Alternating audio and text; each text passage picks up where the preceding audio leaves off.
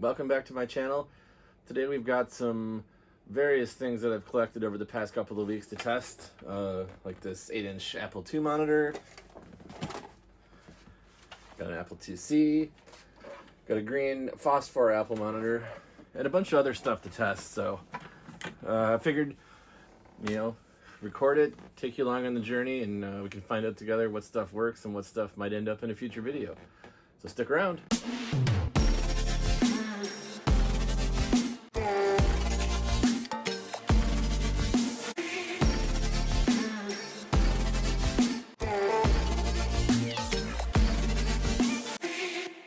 Alright, so I've got a bunch of stuff to open and test today. Not really a huge fan of making unboxing videos, so I've unboxed a lot of it already, but I got this one late yesterday and thought I'd just unbox it, I guess. Anyway, here we go.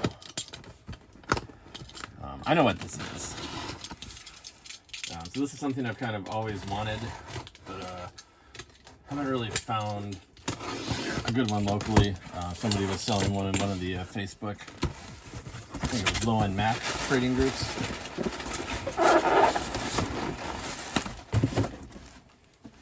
Look at the box out of the way. And he was looking to sell it locally, but didn't have any takers. I don't know why. It seemed like it was priced pretty well, but didn't sell. So I wrote him a message and said, hey, I'm interested. If you want to send it to me, I'll pay for shipping. And he said he would. So here it is. Very well wrapped. This is, I'd love to see this. Pain to unwrap, but less painful than opening a damaged computer. So you can probably guess this is a laptop of some type, and since I said a low-end Mac, you can probably guess that it's a Mac of some type.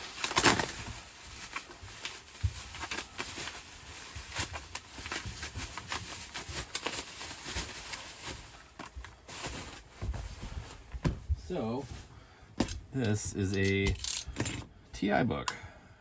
This one's not in terrible shape. Definitely not pristine. It's got some paint missing.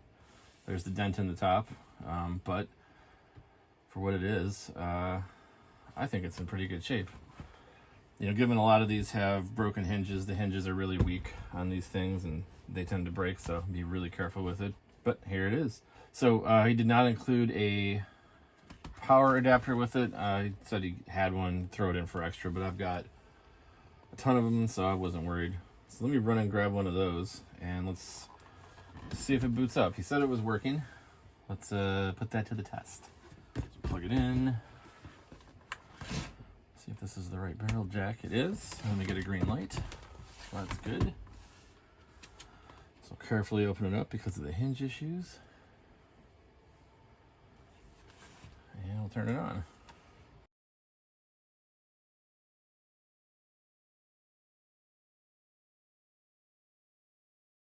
So yeah, I've always wanted a TI book. I don't have any specific plans to do anything with it. I just kind of wanted to have one in the collection. I think they look really cool. I think what I can do is get some model paint maybe and go over this area here where it's worn off. I think that's something I'll do in a future repair. Today we're just checking it out, see if it works. All right, so we've got 256 megs of RAM. This is macOS 922. Sweet, all the fun sounds. All right, so it's got a G4. Obviously, it's a PowerBook G4, but it's running at 550 megahertz. 256 megs of PC100 RAM. And in it we have our hard drive, which is a Fujitsu 20 gigabyte spinning rust hard drive, which seems to be working just fine. I hear it clicking away in there. Not bad clicks. So I think he said, yeah, like I said, it was a clean install. So I don't think there's going to be anything on here, but let's take a quick look. Yeah, no, it's pretty standard.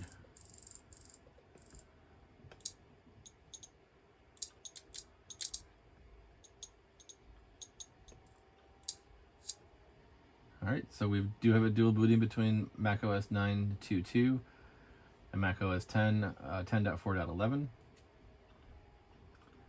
So that is pretty slick. Alright, well, this one seems like it was as advertised, so that's great. I doubt the battery holds a charge, but it is trying to charge at least. So we're gonna be careful of the hinges. Overall, the cosmetic is decent, not the best. And there's some schmutz here, and there's some gouges in the metal here. But I think overall, like, I am pretty happy with it, especially for what I paid. So yeah, I think I can do some detail work on this one and get it looking a little better. We'll do that perhaps in a future video. I guess that's to be determined if there's anything worth showing. Alright, on to the next system to test then. Alright, so next up we've got this Macintosh 2CI. This was saved from an e-waste center. So yeah, it was about to get recycled, but here it is, getting to live on, hopefully. Somebody put feet on the side of it to make it look like a Quadra 700, which basically is, I guess, except for the limited horsepower it has. So this one does have a network card, I think, in it. There's a loose SCSI cable. The drive is still here. Interesting. This doesn't look like the drive that it came with. In fact, it's where the LED would go is pushing into the face of this drive. We'll get there in a second and take a look at that. But let's take the network card out first. So this is a Farallon Etherwave NuBus. What's interesting is it's got 2 ports on it.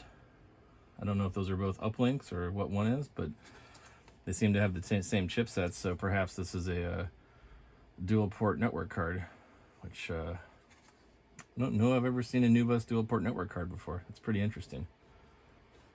So that's cool. I'll set that off to the side for now. And then in the processor direct slot, we have, oh, this is the 2CI cache card. Yeah, okay, like it says.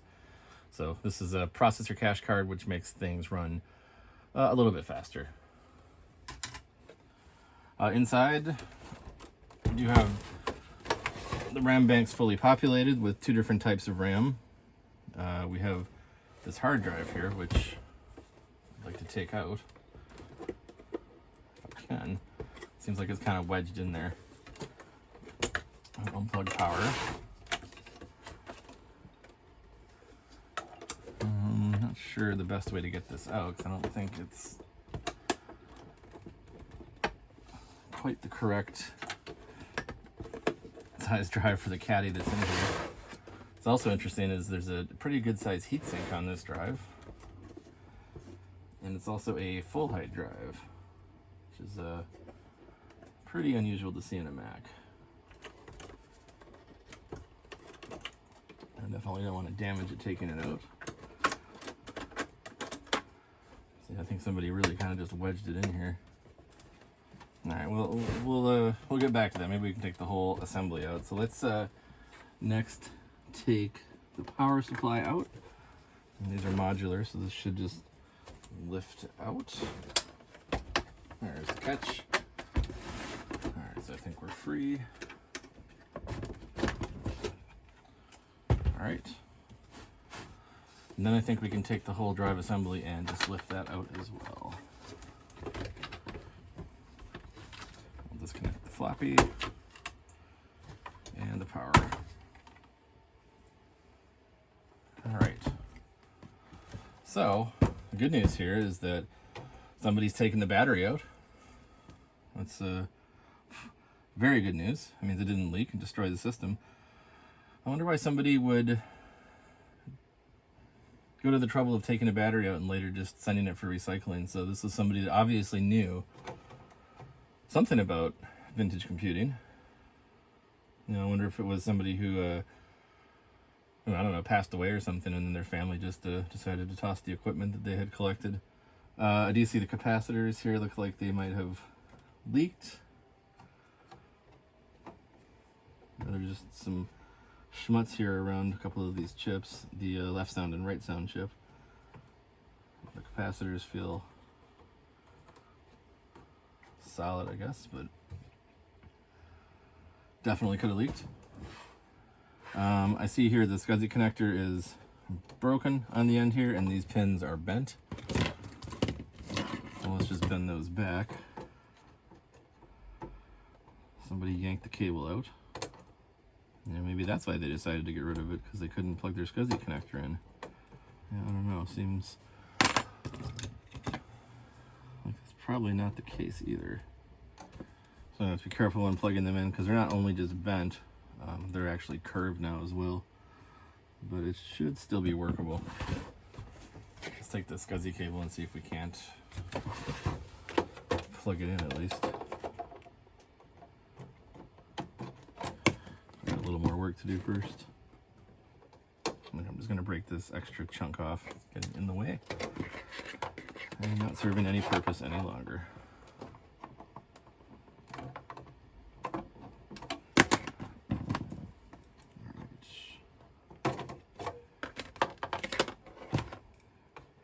Definitely don't want to force it, because that's just going to bend the pins more.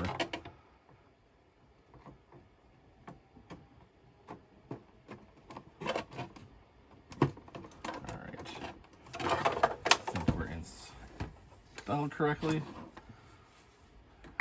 Alright, yeah, so I think this thing is good for a power on test. See if it works. Battery being gone, obviously a huge help. Let's look at this drive some more. Put this here. So this drive is definitely made for a different type of machine. It's got a faceplate here with an LED. The LED holster, I guess is what you might call it, there is pushed out of the way because of this drive. The mounting brackets for this are they are installed correctly, I guess. Oh. Alright, so this is a Toshiba model MK234FB-I, I think, or maybe HDD3004K. Not a ton of information on it about size or capacity. I see it also has a bent pin as well. Oddly enough, it's one in kind of the middle of the connector. I don't know how you'd bend that one. We can bend it back. That looks pretty good.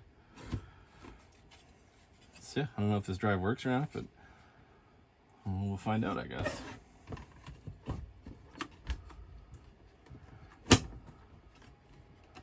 Alright.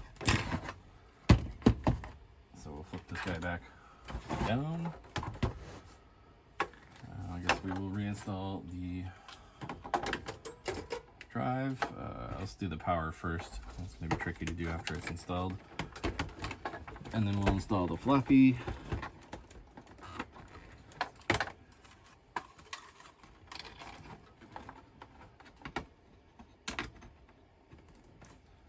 Alright. And we should be able to move these cables out of the way. And ideally it should just slide in, but again, with this drive being in here, I think it might be a little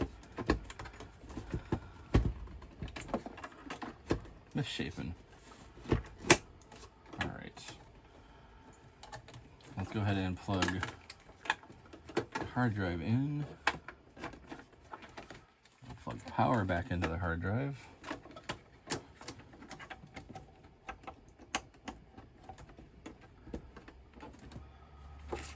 And then we can drop our power supply back down.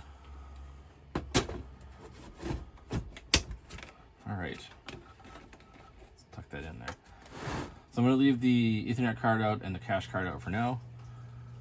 I'm going to be plugging this into my LCD on the wall, which you can't see, but I'll tell you if it's doing anything. And then we'll need a power cord. Alright,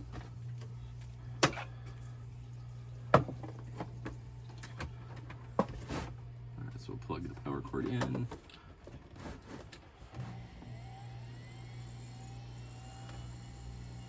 Well, it Immediately powered on. Hard drive's not happy.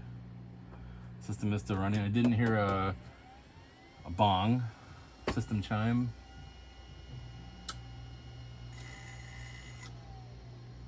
Yeah, this hard drive is definitely dead.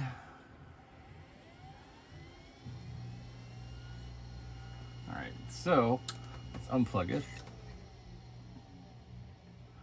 Or hit the power switch to turn it off. So let's unplug power from the hard drive. Unplug the SCSI from it, just in case the hard drive is doing something weird. I'm guessing maybe that's why it was unplugged to start with. Somebody was doing some basic troubleshooting. Turn it back on. Still no chime. And no video. Alright, so I think this board, this board needs a recap. That's likely what's preventing it from booting. The soft power circuit is working because I can hit the button to turn it on and off. So that's good. That means that there's not some other sort of major problem. So yeah, I think this one should be a pretty simple repair, ideally. Of course, having said that, I've probably jinxed it now. But I think that's something we'll have to do in a future video. So let me just reinstall these cards here so I don't lose them. And I am really interested to see this dual port Ethernet card working. I'm really quite curious about it. Hopefully I can find drivers for it, because if they were on here, they are unrecoverable. Unfortunately. Alright. So we'll put the lid back on. And also this guy is pretty yellowed. But, you know, overall the case is in pretty decent shape otherwise. I don't see any sort of like huge cosmetic blemishes. Power button or programmer and reset button work. Back looks good. There's a note here that says dead floppy, so that's no surprise. Those things go too, but overall everything looks like it's in good shape. Let's grab the next thing. Alright, so next I'm going to do something I don't recommend doing. I've got both an untested Apple IIc and an untested Apple monitor. So this is the 8-inch green screen that goes with an Apple IIc. So this was from the bithistory.org museum, and this Apple IIc was from the eCycling Center. RCA cables here. Let's use the white one.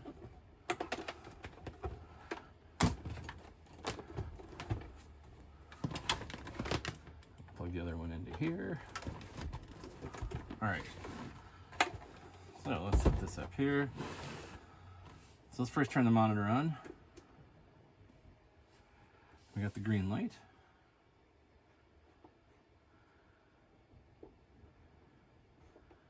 I can see some stuff on the screen, so that's good. All right, so let's turn on the IIc. And it appears to. Is there a disc in there?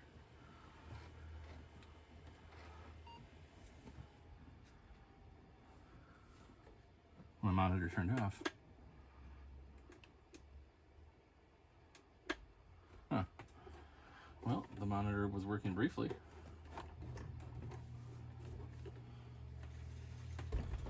The IIc is still on, but the power light for the monitor is not.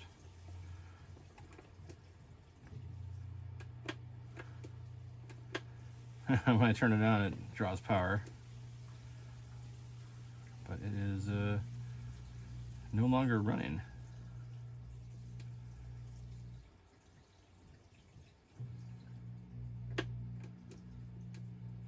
All right, so this monitor is going to need some repair. That we know. But the IIc seems like it's working, so that's kind of the opposite of what I expected. Let me grab another monitor. All right, so here I have a replacement monitor. This one is from e-waste facility as well. This would look much more at home on top of a Apple IIe, not a IIc. But let's see if it turns on.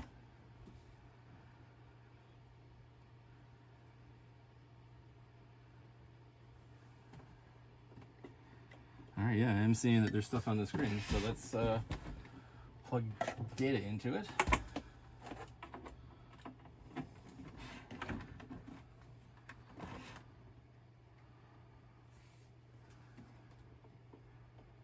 It's got some scratchy pots here for sure.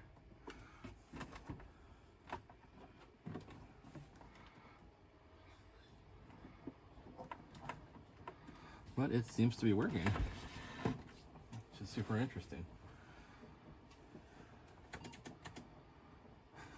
There seems to be some interference here, causing the screen to get a little wavy, or maybe it's just another scratchy pot. Might be it. Yeah, I think the view hold pot is pretty scratchy, so we can clean those. That's fixable.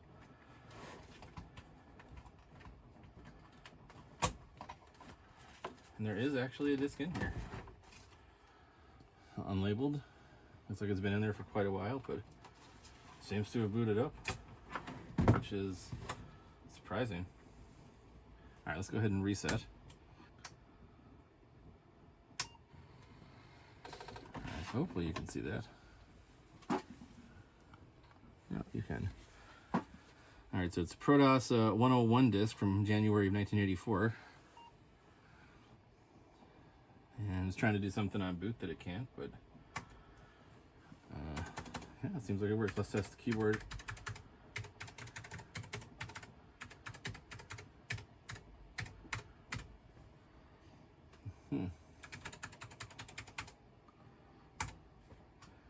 Yeah, it seems like a fully working Apple IIc.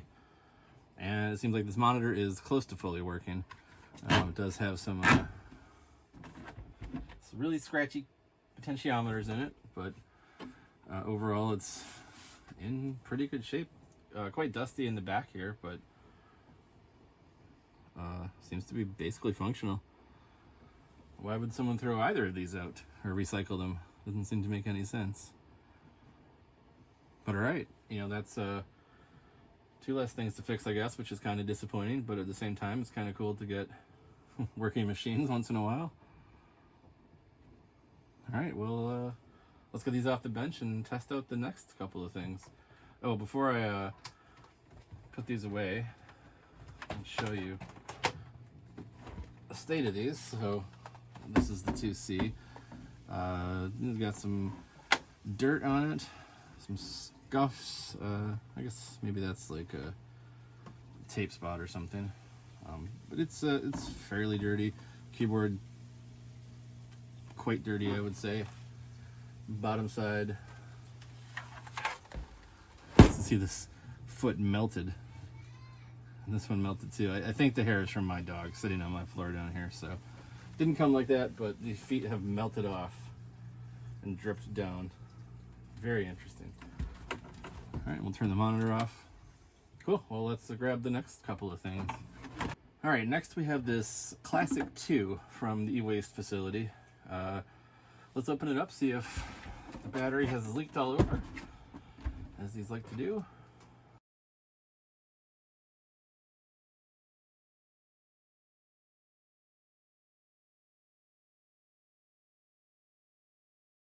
Back in the day, they sold a Mac cracker, which would help you separate the two halves of the Mac. But I don't have one of those, so a little custom maintenance.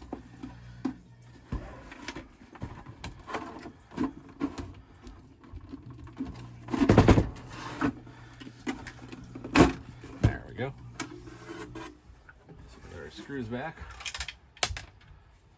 There they are.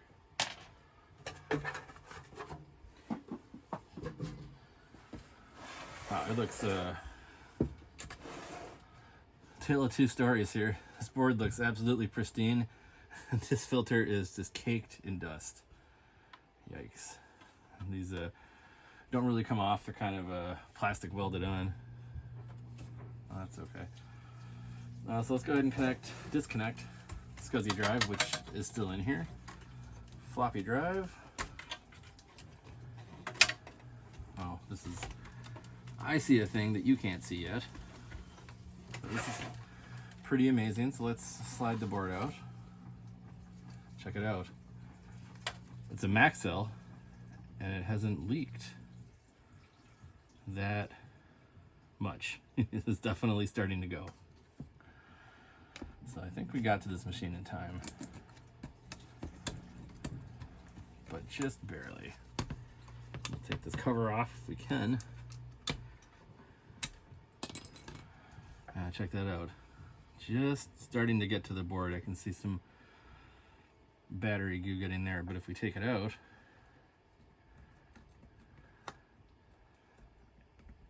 oh yeah, it's rusted there. Look at the top. You can see that. I don't know if you can see that, but it's all rusted here. There's goo starting to ooze out here. Backside looks okay, but this bomb was defused, I would say, just in the nick of time. I can't imagine there was too much more to go, and I can definitely see some of the goo has leaked onto the board. So that's going in the trash immediately. Let's get out some isopropyl alcohol. I'll just kind of pour it on here. And we'll hit it with my favorite electric toothbrush. So isopropyl alcohol does not neutralize the battery acid, but it can help clean it off. So I believe these boards need to be recapped too. In fact, I have that fishy smell hitting me in the face, so all these caps have to go. I don't think it's worth trying to power this one on. You don't really want to run them with caps that have failed, but hey, the battery leak was very well contained, and I think there's a really good chance that we can recap this one and get it working. All right, so no actual test on this one, but very solid prognosis. All right, next up we have a very yellow Mac Plus with a battery installed, unfortunately. So we can't get that out of there. It's got some leaking. Doesn't look too bad. That doesn't look like it really got to the terminals, and certainly not inside the machine. So lucky there. Throw that immediately in the trash. So I'm not going to bother taking this Mac Plus apart since the battery didn't leak. These things aren't typically in need of a recap on the digital board. Analog board, maybe, but it's worth trying. It's not going to hurt anything.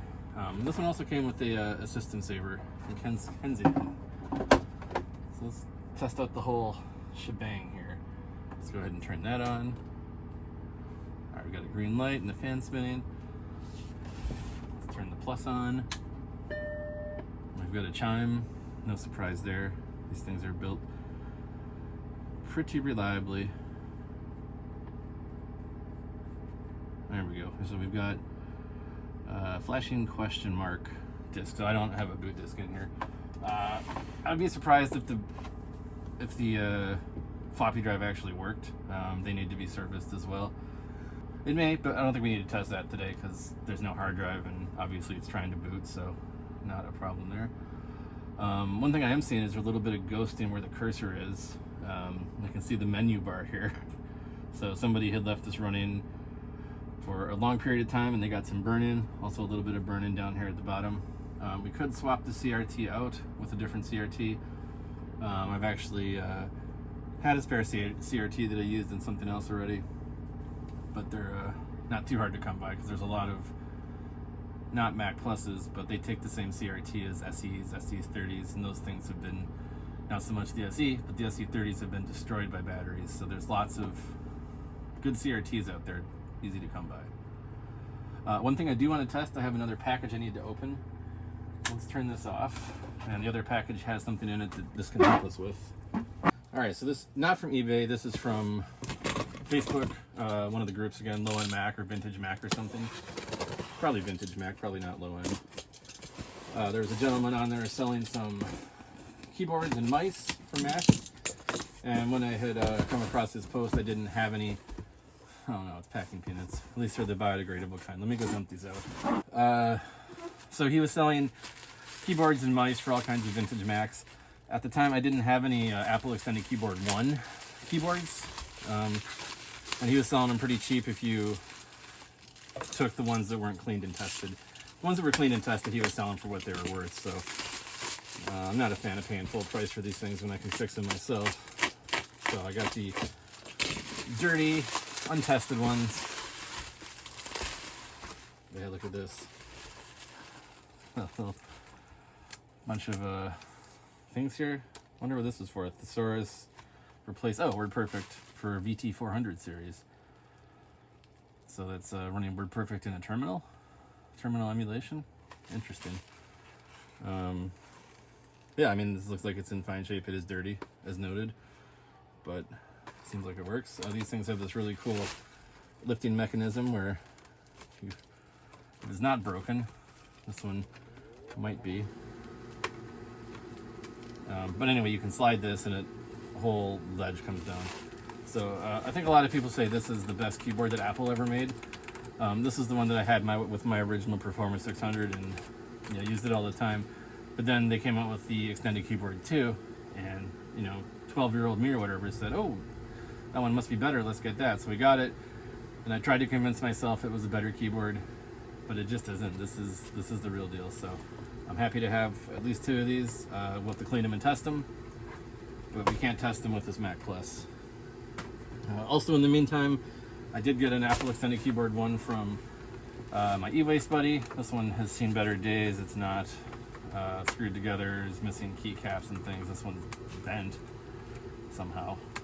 But if I need parts, I've got 3 keyboards. I think I can make one out of it. Hopefully 2 of them work. Hopefully 3 of them work, and this one's just missing some keys, but I guess we'll have to test those and find that out. So let's get this other one out while we're here.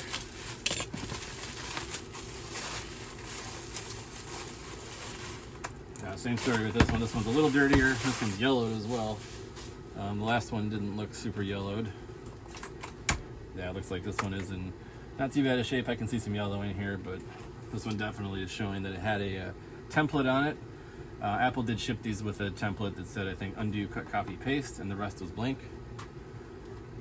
But, if I wanted to use this one, I could clean it up, and it doesn't have it's yellowed as well, not as badly, and it doesn't have the template outline on it. So if I come together and make a concerted effort, you can see this one's pretty dirty here, but probably functional. These things are tanks. So anyway, that might be a whole video on its own. So I don't need to test those today. But what's in here is something I can test with the Mac Plus, getting back to the point of this story here. In here we have a untested Mac Plus mouse. More packing peanuts again. So I've got a number of Mac Pluses. All of them have a mouse. I've got a 1-to-1 match. But what I don't have is the ball in one of them. And oddly enough, it's the same ball that is used in the Microsoft serial mouse from way back. So that's why one of mine is missing it. I had a serial mouse with no ball, and I used the one from a Mac Plus. So it actually was ending up to being much cheaper to buy an entire mouse to get the ball as opposed to just trying to source the ball itself. Because when you start getting into parts, people start charging crazy prices. But for an untested mouse, it's got a ball. At the very least, I can get a working mouse from my other mouse. But maybe this thing works. So let's plug it in and give it a try and see if we can see that it's working. Now, this ball is very dirty, so I imagine the sensors are pretty dirty too. And these mice were never great to start with, but yeah, look at that. Looks like it works just fine. All right, so cool. We've got a working M0100 mouse. I think these go for like $50 to $100, depending on the day you look, on eBay at least. And this one is quite yellowed. It's got some shiny spots here from being worn, but I guess we can't test the click to see if the click works, but I'm sure it does. But it does move. So this was super cheap, untested, uncleaned, and this one, the inside's dirty, but outside looks like it's in pretty good shape, other than being yellowed and having the worn spots from being held. So cool. All right, let's clear this off, get the next stuff out to test. All right, next up we have another Classic 2. This one my friend had, I guess in his basement. I don't know the history about it, but it's pretty yellowed. Seems to be some extreme yellowing to it, but overall doesn't look to be in too bad a shape. The old microphone holder remains, but broken off. So I'm not going to turn this one on either. I am going to open this one up and see if the battery has exploded.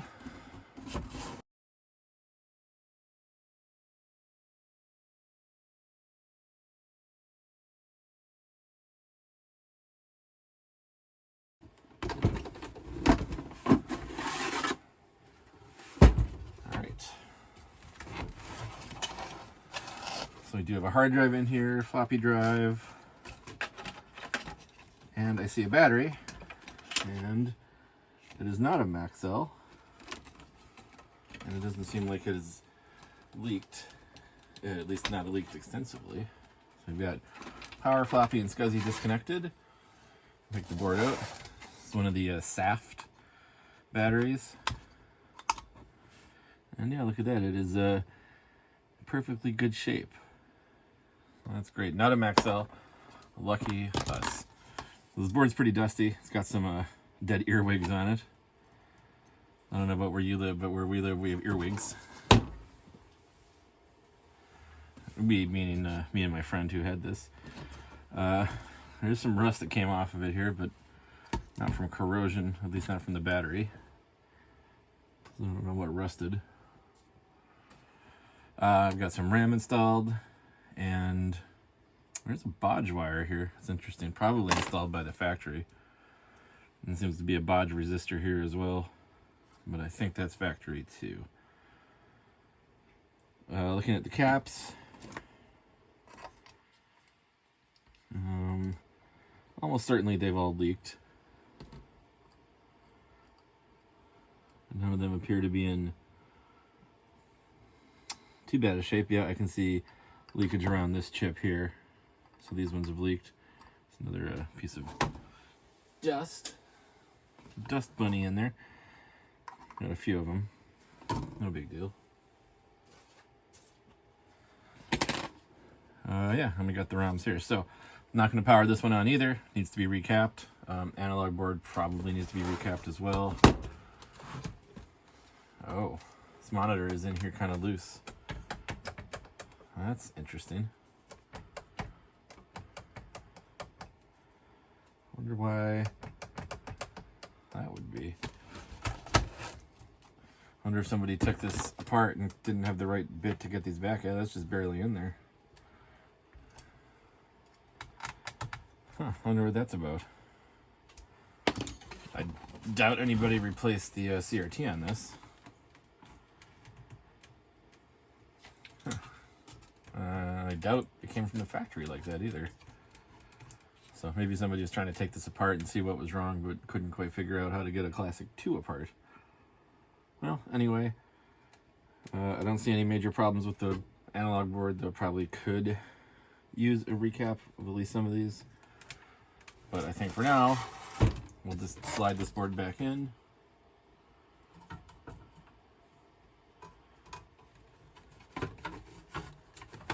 Like so. We'll leave everything disconnected and put the case back on. All right. So the last thing I want to test out today are these 3 keyboards. So I've got my trusty SE with the blue SCSI running, and I'm going to use the keycaps desk accessory just to test out all the keys. So when you push a key on the keyboard, it lights up and shows you which key you're pushing on the screen. So we can test them all and make sure they work, with the exception of the soft power button. Can't test that one. And can't test that one with an SE either, because it just has a power switch and does not have a soft power circuit. So this key here is page up. Keycap's missing. It looks like it's broken off from there. Page down is, I don't know if you can see that, but like these 2 keys are kind of pushed like up somehow, which is not great, but maybe we can fix it. I'm just going to run through and test all these keys. It looks like the keycap for 3 is just about to fall off, but they all seem to work. I guess the 3 key doesn't. Oh, it does if you line it up. But yeah, that keycap is definitely damaged. It seems like everything's working. Did I do this row yet? I don't think I did. And just double check this row. Yeah, so keyboard from the eCycling Center works, no problem. Now, you can't hot plug ADB devices, so we need to turn the Mac off to do that. If you do hot plug ADB devices, I'd say like most of the time you'll be fine. But it is possible that you will fry the ADB controller inside the machine, and that becomes a pain to try to replace. So just don't do it. It's not too hard to shut down your Mac to unplug or plug ADB devices. Just always do it. Turn it off, make sure the power's off, and then swap your devices around. So, got the other keyboard out of the way. This one is from Facebook Seller, same with this one. So we'll just let this boot up, get back into the keycaps desk accessory, and then give all the keys a try here. This is the one that's more yellowed of the two. You can see where the template was, like I talked about. Spacebar is quite yellow. So this would probably be an excellent candidate for a retro bright. Alright, so I'm just going to go back into keycaps now that we're booted back up. And just real quickly go through and try every key.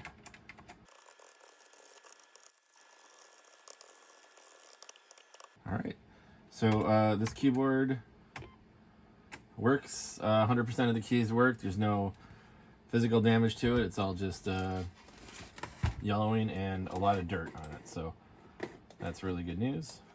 So we'll go ahead and shut down.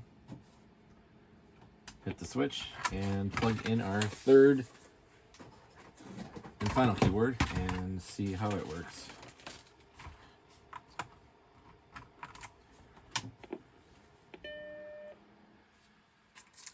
So I'm kind of not sure what to do with these stickers that are on here.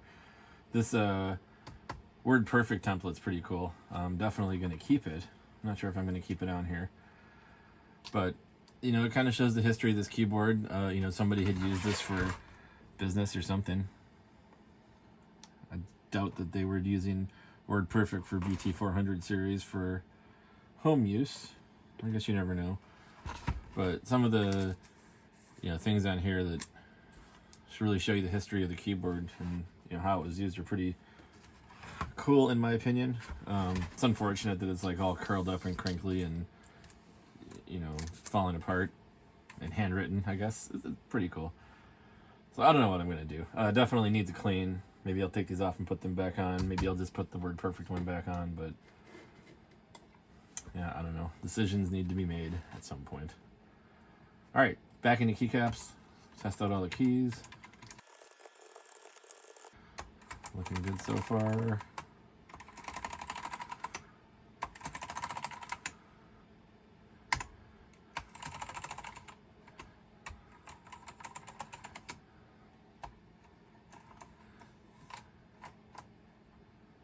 Perfect. Yeah, so this keyboard works too. So we've got three fully electronically functional keyboards, one of which is missing some keycaps, two of which are dirty. So that is going to be probably not something I'll make a video of, just cleaning keyboards. Maybe I will. I don't know. Anyway, I think that's everything I wanted to test today. So I hope you enjoyed hanging out with me while I walked through these machines. And we will see you in the next video. Thanks for watching. Hi guys! Make sure to like and subscribe and watch more of our videos later. Bye!